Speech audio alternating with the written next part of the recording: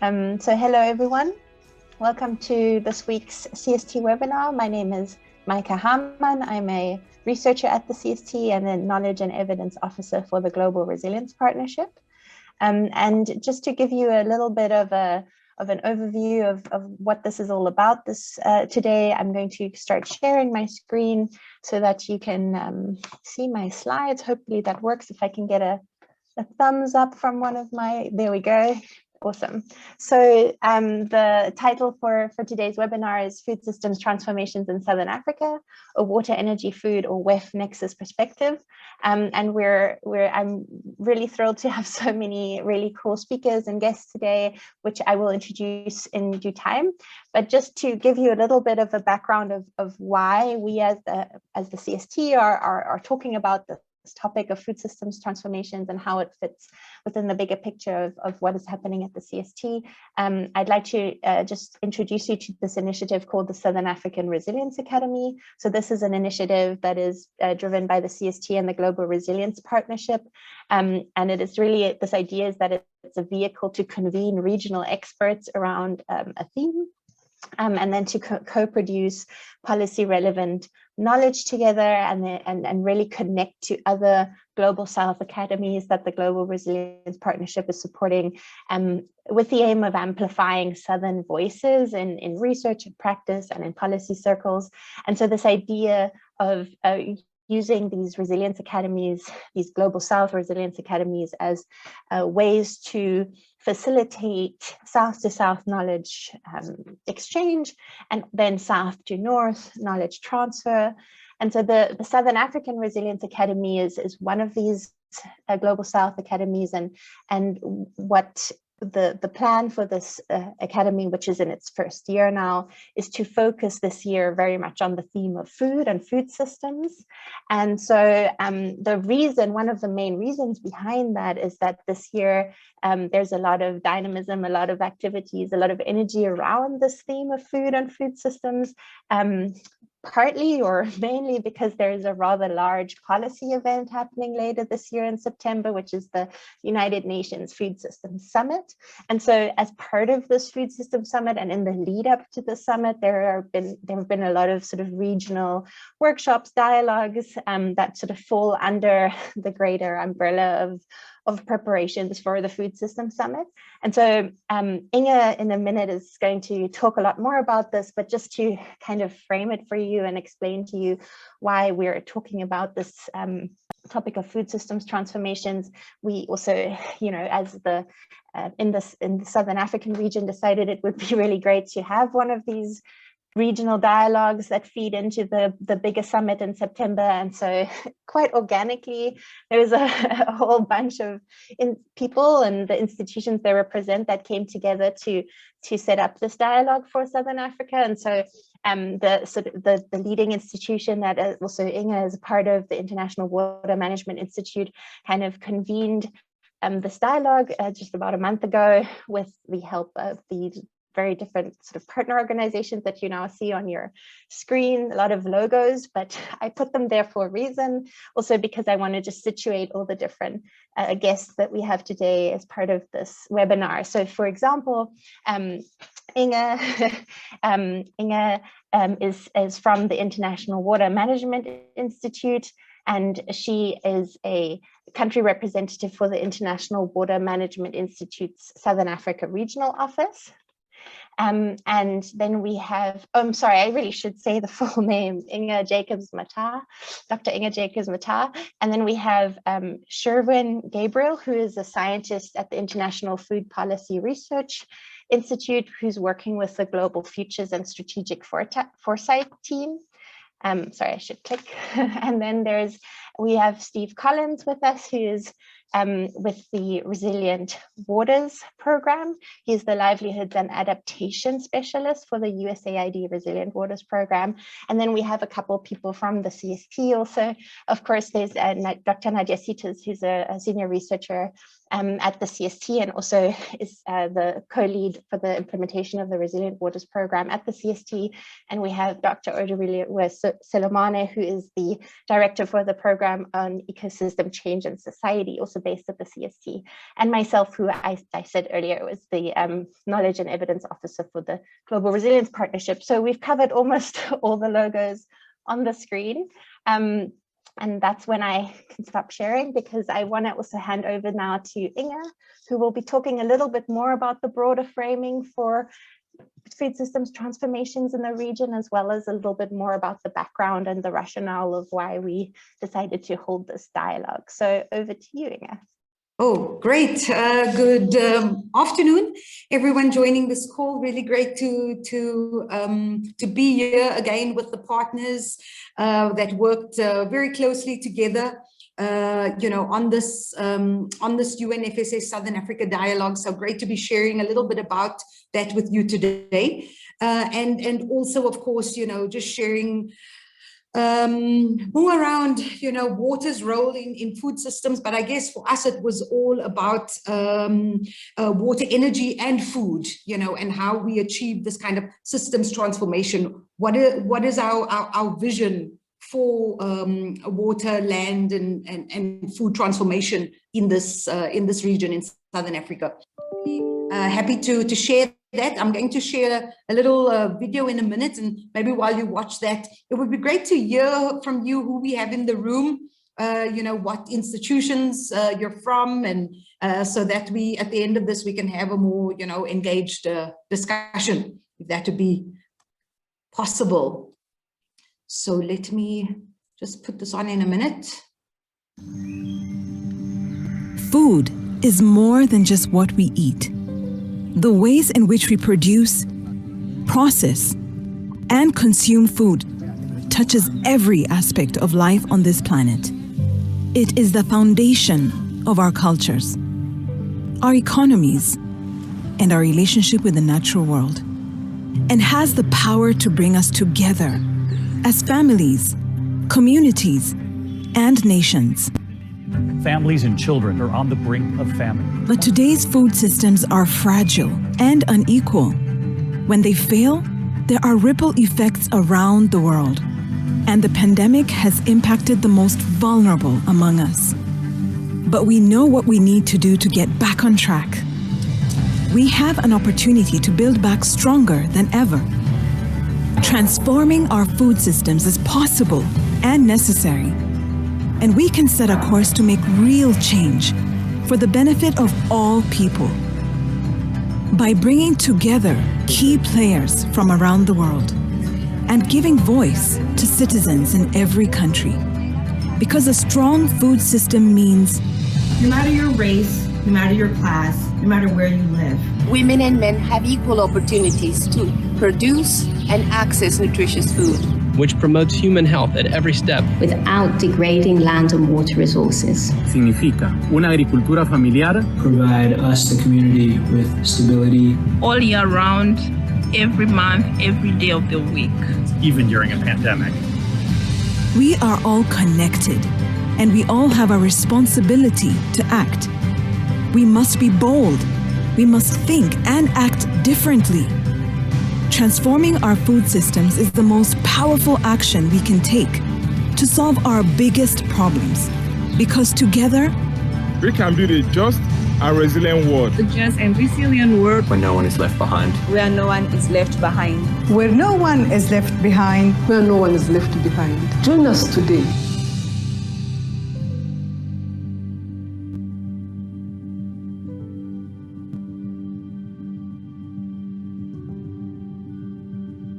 Okay, great. That was just a little video of the UN Food Systems Summit that we wanted to share with you, to give you also a little bit of a sense of what this discussion was about when we had it about a month back. So with that, just to also, I'm not sure how many of you are familiar with the UN Food Systems Summit and what the objectives are this year, but really it was the UN Secretary General, Antonio Guterres, who called, on the world, on UN member states to take part in what is quite a historic summit. this year in September, really to sort of establish what the direction would be for food systems and to try to accelerate collective action. It also reflects, I think, the increasing recognition, that transforming food systems is really central to achieving all 17 of the SDGs. And I think particularly now with the COVID pandemic, it's sort of exposed fragilities, inequalities in our food systems. And really it sort of underscores this urgent action required at different levels of different actors, different players, and for food systems to be more resilient, more inclusive, more sustainable. So that was just to, give you a sense of what the food system is all about. It basically has these 5 objectives to try to ensure safe and nutritious food for all, shifting to sustainable consumption patterns. So really for Southern Africa, I think it's a lot about, how do we also move from maize-based, maize mix systems to more diversified systems. It also speaks to how do we boost nature positive food production. And in a minute, we'll talk about, some of the discussions we had in our Southern Africa dialogue. Then it also hopes to advance equitable livelihoods of people involved in food systems. And then lastly, building resilience to vulnerabilities, to climate shocks, to various types of stresses. And these objectives find their feet or sort of realized through these 5 summit action tracks and 15 action areas. And we can share also in a minute in the chat, some of these documents that have been drafted. These action track documents as they exist right now. But just to I think important maybe for this discussion, just to take a step back from the UNFSS specifically and say, why is there this focus on food systems this year? And I think it's important to stress that, sustainable food systems should fulfill several purposes, as illustrated in this diagram here. It's not just fulfilling a purpose of providing food. I think the various outcomes of food systems can be represented or presented in different ways, emphasizing various aspects from frameworks that highlight the outcomes of food systems related to governance, to the territorial balance, for instance. But I think, just at the end of the day, we're talking about a system that is much more than just provision of food. They are fundamental, it's part of our social, our cultural, our economic fabric. These outcomes that we achieve in our food systems are achieved simultaneously. They often entail making choices and addressing trade-offs, between keeping prices low for consumers, but also ensuring that food suppliers can make a decent income, for instance. And I think finally, all outcomes are implemented locally, and they have repercussions and impact locally as well. So, even when we're part of global processes, international food, trade routes, for instance, we really feel the impact very locally.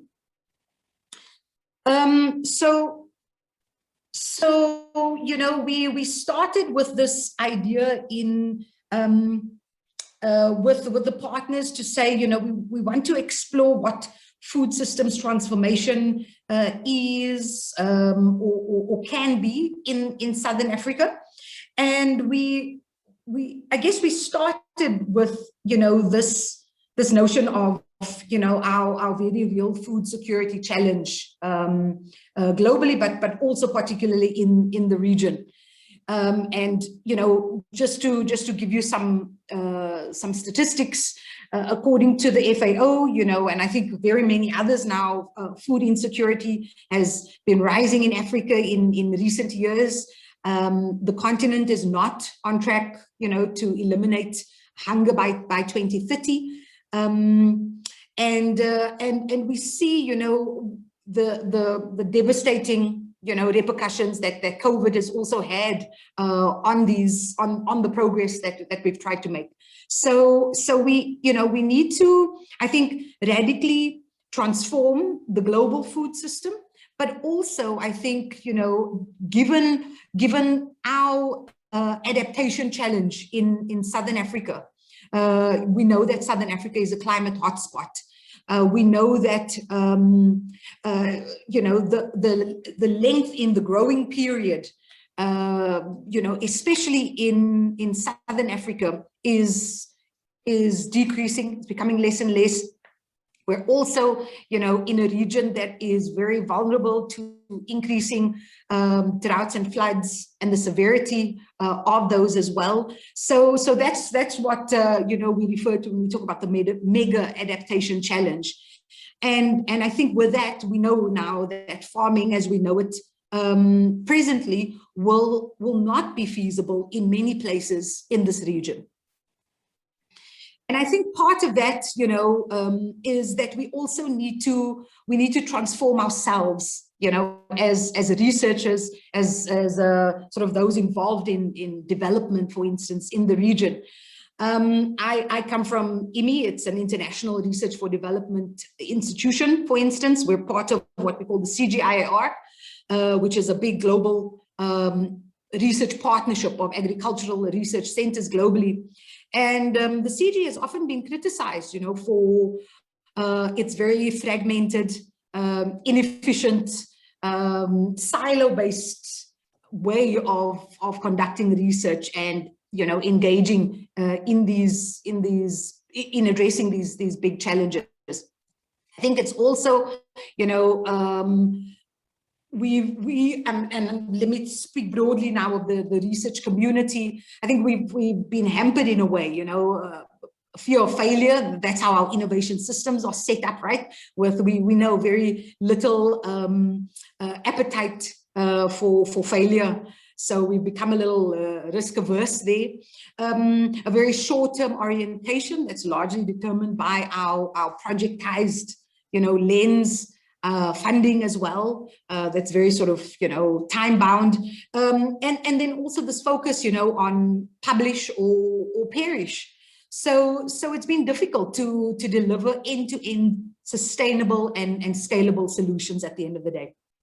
So I think, and hopefully in the discussion later on, we'll talk about, how we go about thinking not only about the transformation of food systems, water systems, but also the transformation, of the research community. Now, let me just spend, 1 minute or so talking about water's role in it all, because, I'm from an institution that prioritizes or works a lot with water systems. And, we, first of all, also why we were so engaged in this UNFSS process, sort of, volunteering to convene a regional dialogue. And we didn't only have a dialogue in Southern Africa, we also had it in several of our other offices. We've got 9, regional offices globally. And we had one in Central Asia and then also in South Asia. What we found anyway in the current action tracks in the UNFSS process, water is markedly absent. And so that was sort of our, agenda into the process. And what we did was, we tried to map out water's role in food systems. And so these 4 elements are just trying to summarize that. I think for many, when we think about water in food systems, we think about irrigation, we think about agricultural water management, right? But what we're trying to say is that food systems also demand a systems approach from water too. And so once, when you're able to bring a systems lens to water in food systems, then the major water challenges that the world faces and that this region faces, I think also tend to fall into alignment with food systems. So just some of them very quickly to talk us through is that the first thing to say is water supply, so we look at water supply in the food system, and these are the ecosystems, the infrastructure that provide the source of water and regulate supply, but it's also the management of water storage, the integration of built natural underground water storage, for instance. Then it's also about environmental flows to allocate water among economic and social users, for instance. In water scarce regions, I think related to that, the safe reuse of wastewater to reduce water shortages in agriculture is also key. And then I think we'll come back to this in a minute, in the discussion at least, that managing competition for water among sectors in the water, energy, food nexus is also, one of those inevitable trade-offs between sectors. Then the second point is about water use in production systems. And here we're talking about, water for crop production, for aquatic foods, for livestock production, but it's also about the challenge of closing the yield gap for rain-fed agriculture. And really helping to sort of build, smallholder farmer resilience, to these climate shocks. And of course, irrigation, and I think here it's the complex challenges of raising water productivity in irrigated agriculture, but then also sustainably expanding irrigation to reduce growing water scarcity and exposure to drought. And then the third component is about water for food consumption. And here we're talking about, safe water for safe food. We're talking about safe drinking water, water for cooking, but also reducing exposure to contaminated water that leads to poor health, in the food system. And so I think it's about bringing WASH, water, sanitation, and hygiene into alignment with food systems. And then the last component is just around managing water risks. So just acknowledging, water is powerful, water can break food systems, and we, especially here in this region, feel it so much, when we see how people are left, food insecure during and after drought periods. So that's just to, give you a sense of, why us as IMI, are looking at food systems transformation. And, we then decided to host and convene this UNFSS dialogue with partners like CST as well. And really, trying to get stakeholders to collectively brainstorm, to analyze challenges in relation to, those summit objectives. Looking at different approaches for the region, looking at, impact pathways to sustainable food systems, and then also trying to elaborate on commitments, partner commitments, institutional commitments, but also political commitments.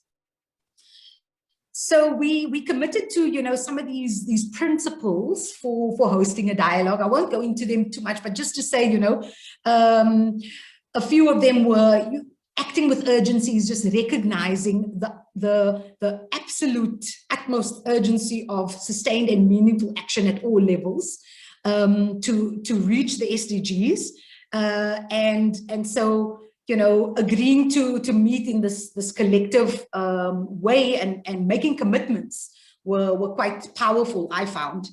It was interesting though in our dialogue, we the UNFSS summit dialogues, they sort of, prescribe these 7 principles. And the second one was around, it was actually committing to the summit.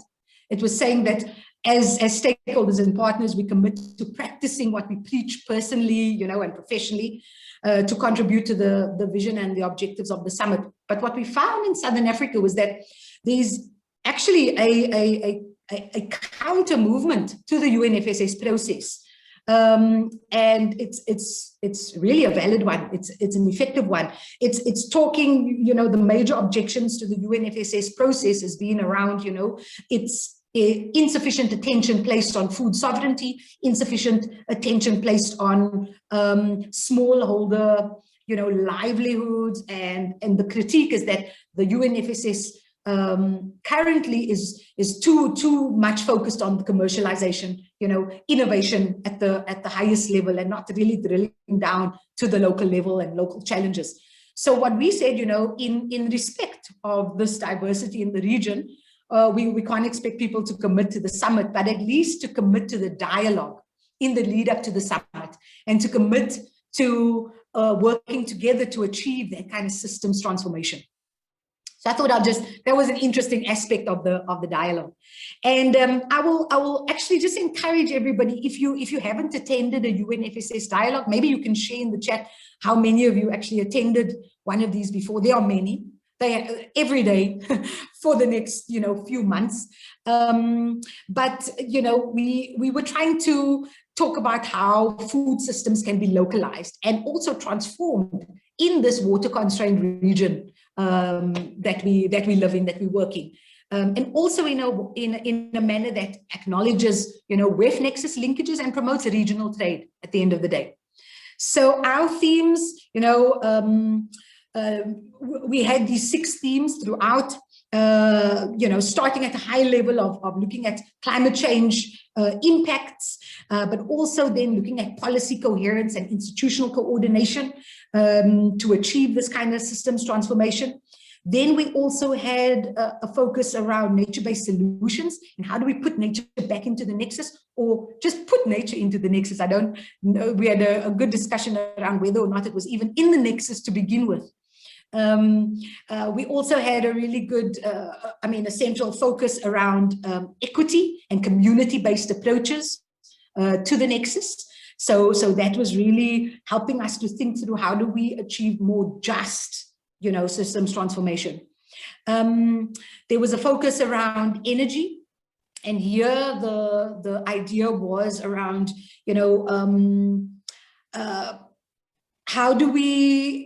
how can we sustainably produce more food in Southern Africa using low greenhouse gas energy sources? And I think Steve will touch on that in a minute after this.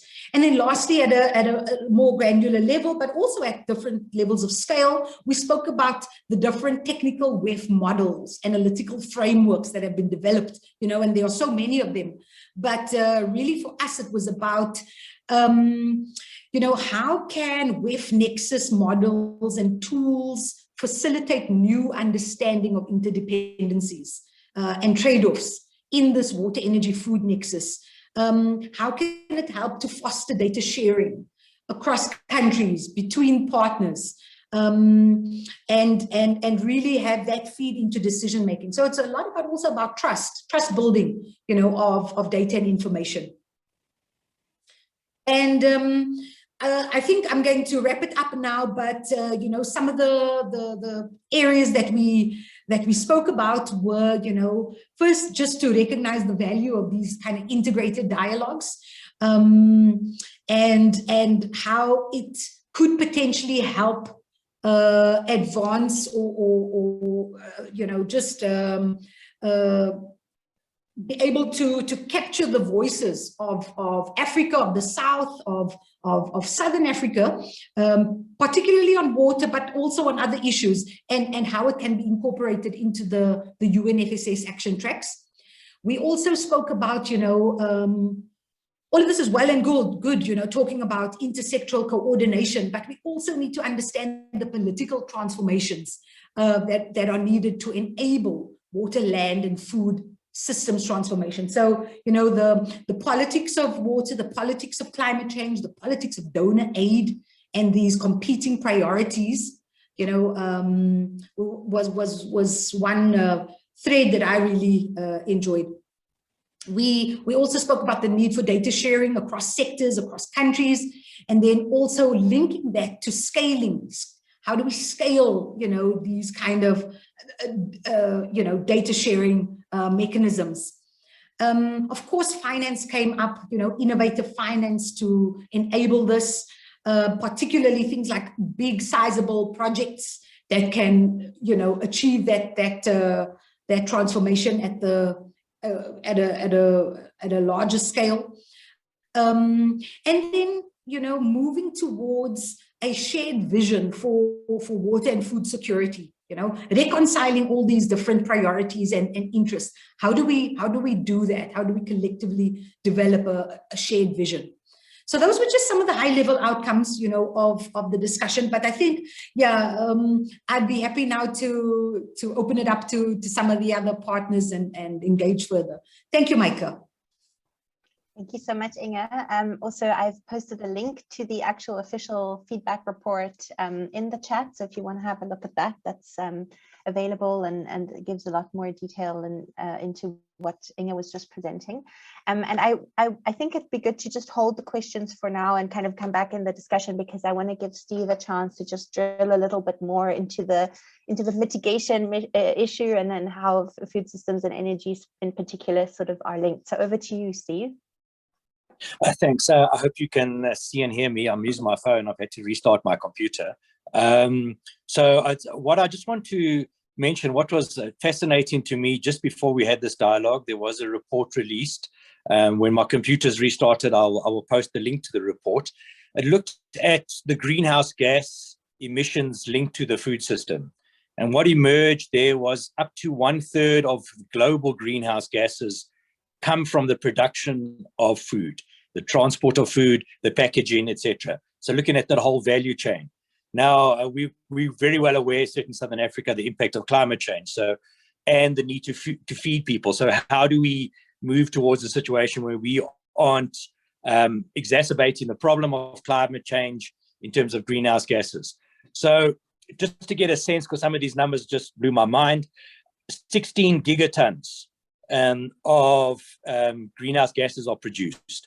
1 gigaton, if you'd want to quantify it, you could line up African elephants one by one to the moon and back.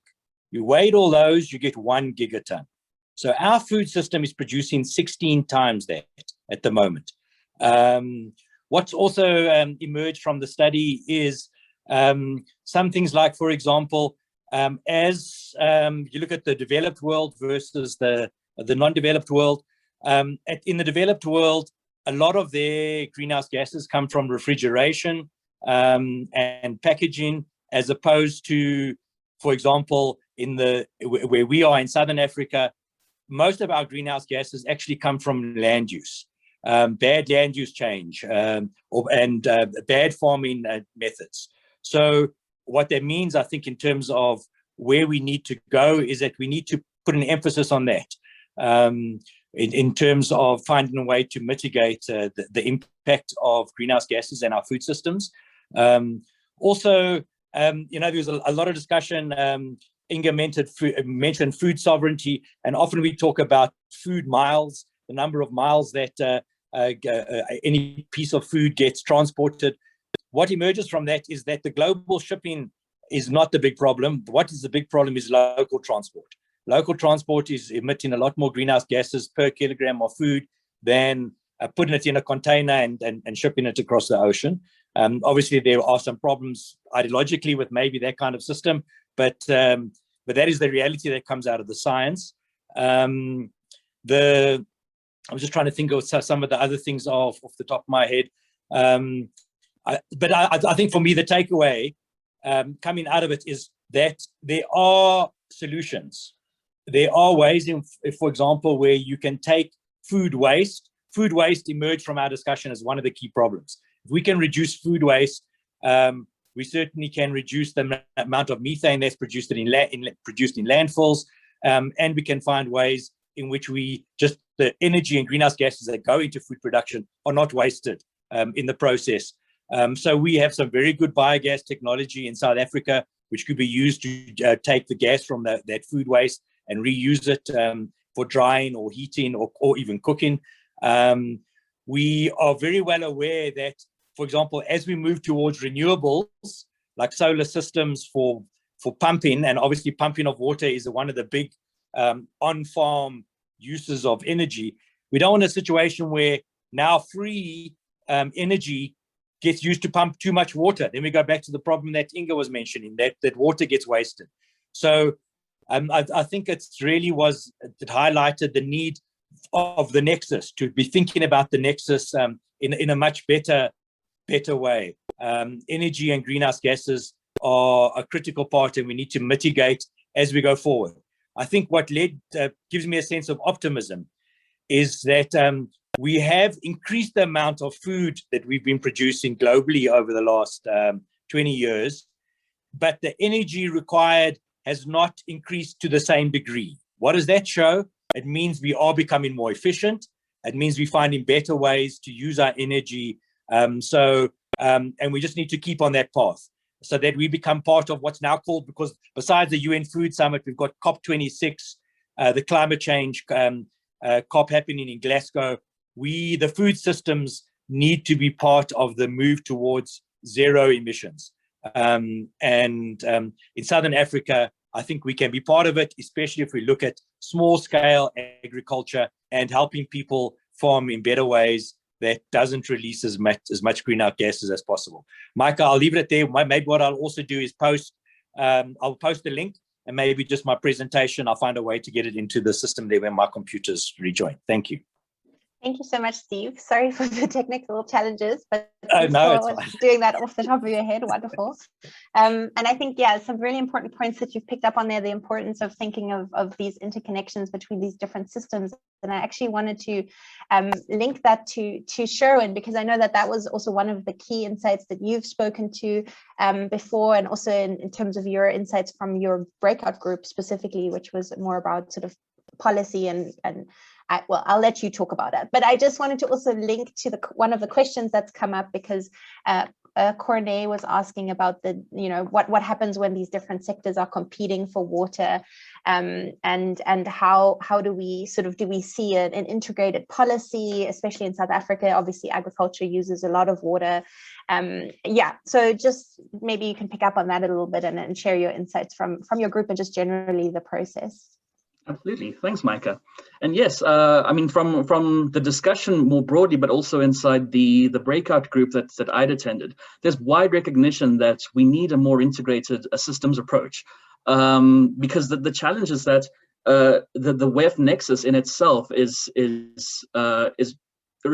very diverse.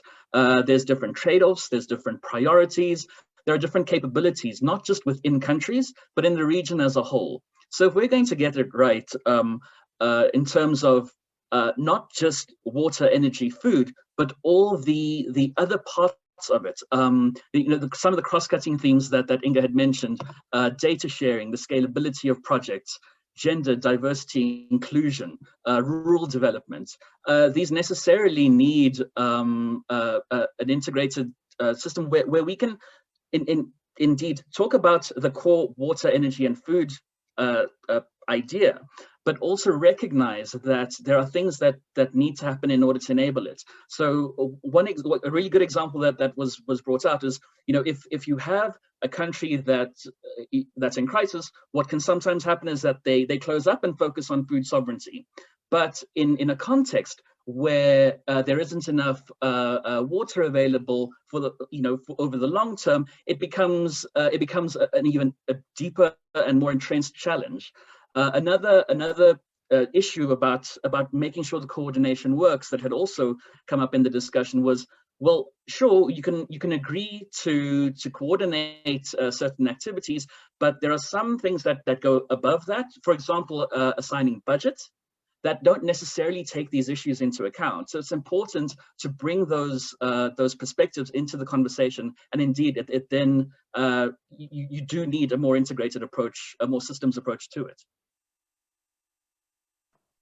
Thank you so much, Sherwin. I'm also wanting to open it up to the rest of the panelists, also Nadia and Odi, if you want to pick up on some of that and report back from your groups or just generally. And then I think we can also take questions from the audience. So if you have any questions, please, attendees, either in the Q&A or in the chat, and we'll kind of make it all work. So go ahead, Nadia or Odi. I'll maybe jump in before Odi, but yeah, it was these these series of conversations, and I think some of the ones that preceded this around the 2 Degree Initiative as well, and the listening sessions that were held in Southern Africa, were extremely interesting just to hear the diversity of perspectives around some of the interconnected issues, and just hearing people talk about them as interconnected. It's music to our ears, coming from a center like the CST, where that's our starting point. But really what our group spoke a lot about were issues, community approaches to tackling some of these challenges, and really getting into the heart of some of the inclusion and access related issues. So as many of you have already mentioned, issues linked to food sovereignty and also linked to power. So who gets to decide who's involved in decision-making processes? Is the power, visible, hidden, invisible?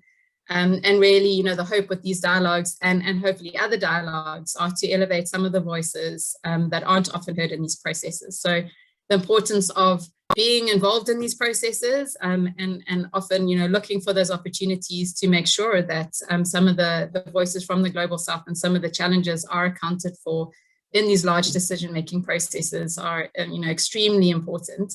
And I think that's what we hope to do in these series of dialogues that we'll hold over the next couple of months and into next year as well, is, just looking at the participants involved in just this webinar and the mix between researchers and practitioners and implementing kind of partners. What are the topics that we should be speaking about? How can we dig into some of these conversations in more detail? How can we bring new voices into the conversation? A lot of our group, we spoke a bit about how to include Indigenous and local knowledge into these information systems. Where are this gap between kind of these top-down processes and the bottom-up processes? How can we make them align and connect a bit better? So yeah, it's such a rich topic, really challenging. I wish we didn't have to speak about these issues, and we could all be just enjoying these really kind of nutritious, lovely food, systems. But I think a lovely opportunity to meet other disciplines, to meet other kind of interest groups in these discussions. So hopefully everyone that's involved in this discussion, please, let's connect on a whole lot of other different platforms. It would be lovely to hear what people are interested in working on themselves. But maybe handing over to Odi before I use up all the time. Thanks, Nadia. I just want to say one thing, which is that to keep in mind that the nexus themselves are not a static thing. So they are affected by both the different configurations of resources on the ground, but they're also affected by other processes that are not happening here. So trade as a big driver. So if you think about the Africa Free Trade Agreement, will have some consequences for water that we will be exporting to other countries in the form of food and other things, and to also say that some of the agreements, so countries are now revising their nationally determined contributions for climate, for greenhouse gas emissions, and increasingly they're now including what they call AFOLU sectors, which is agriculture, forestry, and other land uses. And this includes agriculture in a big time. So for example, here in South Africa, I think it's about 9% of our emissions, but this will obviously increase as more agriculture also becomes more, as agriculture also expands in a way. So I guess for me, the really interesting thing also about this is that I think somebody said the nexus keeps increasing. I think somebody said this in the chat, and that's true. So the more you look, the more you see different hooks that are affecting how the configuration ends up being. So it's not only a competition between the resources themselves, but also about what else is happening in the world and what else is happening locally that is affecting all of those. Thanks, Maike.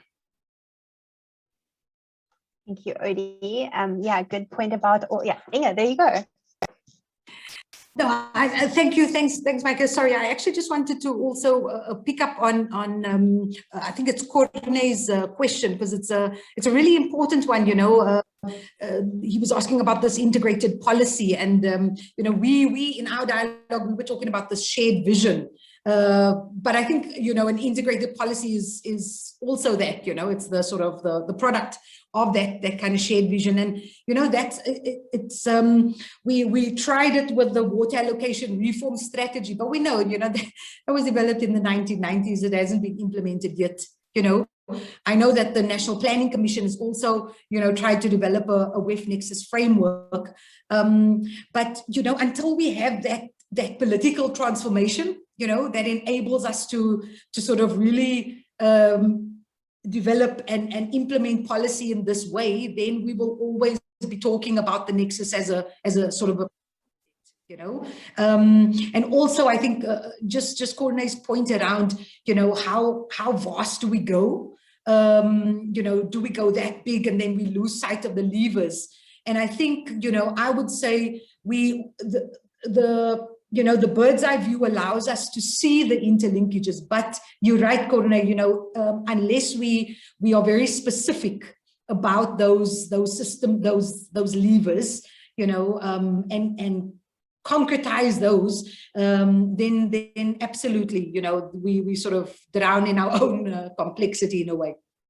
So I just wanted to pick up on that. Thanks, Maike. Yeah, that's a great point. And I think it links to sort of what was going to be my next question, actually, to all the panelists and also the audience, if they care to respond, is this idea of, you're talking about political change that is needed, and also sort of like seeing the connections between the nexus. And so my question is sort of okay, so this is a webinar at a research institute. So I guess in terms of a research agenda, so what are some of the big sort of questions that popped up during this dialogue, or more generally about what is the next sort of, what are the next key questions in the research agenda around this WEF nexus and transforming the systems for the region? Or maybe more specifically, like, what are some of the key approaches, methods that maybe early career researchers that are listening to us now should, that can help them think about, like, how can they have an impact? How can they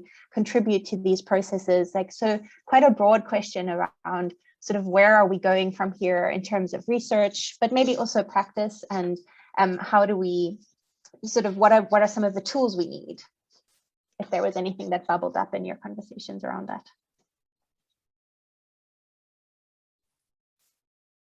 Jump in. Go ahead, so we definitely, we spoke a lot about in our group, which was really focusing on, issues around inclusion and equity. And there it was around kind of access to information as well, came up, in quite a few of the discussions, and really moving towards a space where we can co-produce a lot of this knowledge. So, everyone has got a role to play in trying to understand some of these complexities, and especially in trying to understand, I think a lot of the time we are tackling the symptoms.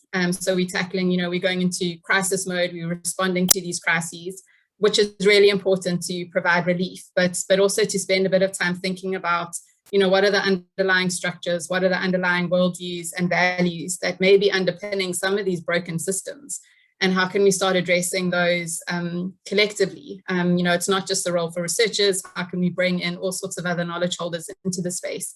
And those are really hard questions, and I'm not quite sure how you kind of tackle them, but you certainly can't tackle them individually. And so the role of, I've heard a few of you speak about the role of kind of futures thinking, and in, more transdisciplinary methods, how can we embed that in a lot of the research that happens in the region? And who are the types of, supporting structures and processes? We hear a lot about funding mechanisms for transdisciplinary research, but how can that actually translate into capacitating students and practitioners to operate in those spaces as well?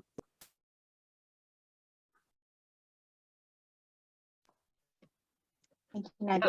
I'd like to echo Nadia's sentiment, because that also came up inside our discussions, was the need for credible data to be collected and for it to be shared. A lot of institutions aren't necessarily looking for the opportunity, or find it difficult to link up their policy ideas with what else is going on inside not only the country, but in the region more broadly. So to be able to better link the different initiatives and policy priorities is something that I think would help a lot of policymakers, and at the same time, going back to the idea of the systems approach, to have transformative research will necessarily need something that's a lot more interdisciplinary. If you're in an economic space, It's difficult to make the assumption that climate change is going to have X effect on the economy. One does need to work with climate scientists, agriculturists, to be able to see, well, what is the context really looking like? When you have the challenges of scarce water, energy availability, long-term climate change, but also an increased risks of extreme weather and other variability, how do we take these into account going forward? Thank you, Sherwin. Inga, go ahead. Just listening to Sherwin, I'm just thinking we all approach this from such different perspectives. Sherwin is an economist.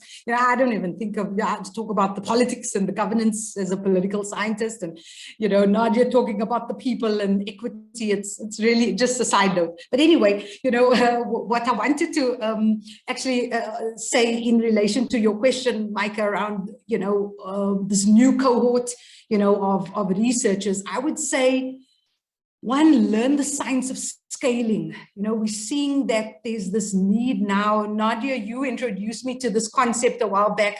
We need to scale up, into policy. We need to scale out. That's the numbers, but also scale deep.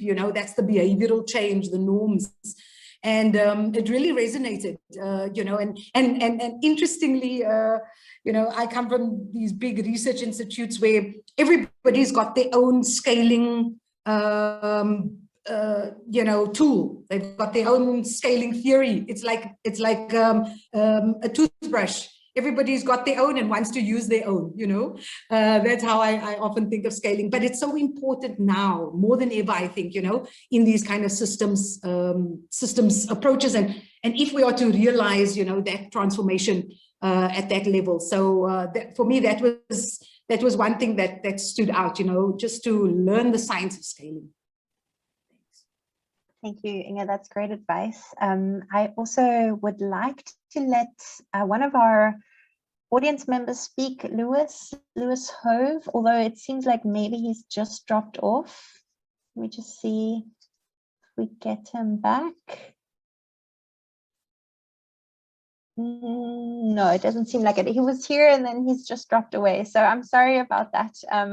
Hope we can maybe come back to that question, although we are running out of time.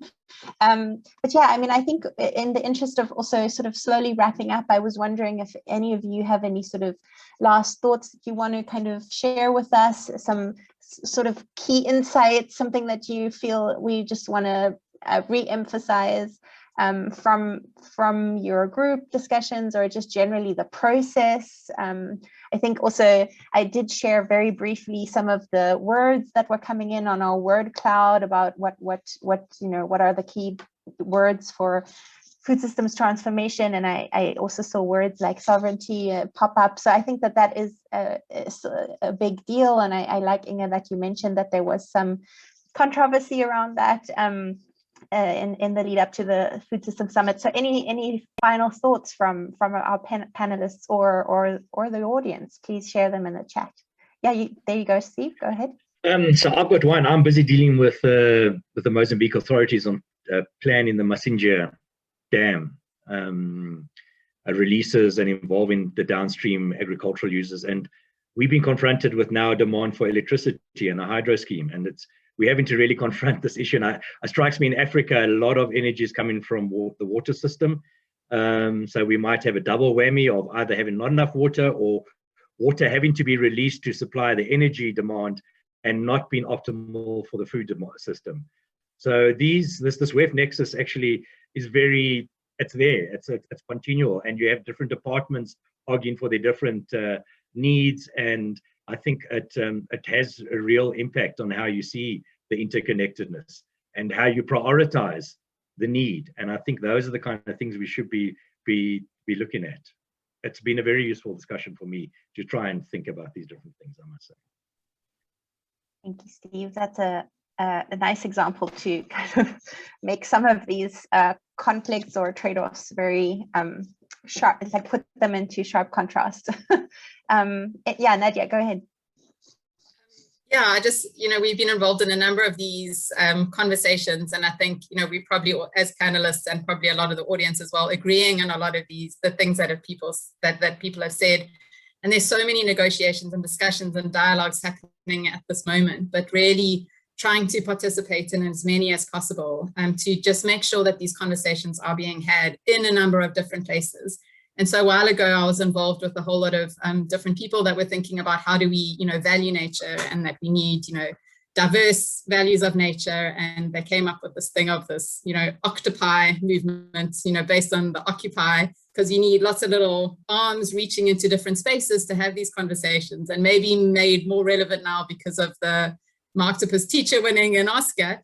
But really, like, how can we, infiltrate these places to have these conversations and ask the really tough questions that do require us to think about, where does this water come from?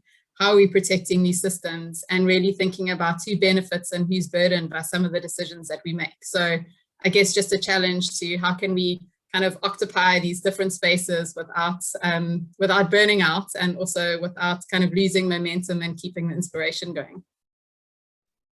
Thank you so much, Nadia. I feel like I don't want to cut anyone short, but I feel like that's a pretty neat way to sum up and end the session on octopi. Thank you very much, everyone. Really, really grateful to you, Inga, Sherwin, Steve, for joining us today. And of course, my lovely colleagues at the CST, Nadia and Odi, thank you so much. Thank you to everyone joining us today in the audience. And yeah, I think we've been sharing email addresses and contact details in the chat. So if you're interested in any of this, or want access to some of the reports or papers or whatever that we've been talking about, please do get in touch. And otherwise, everyone, enjoy the rest of your day. Thank you so much for joining us today.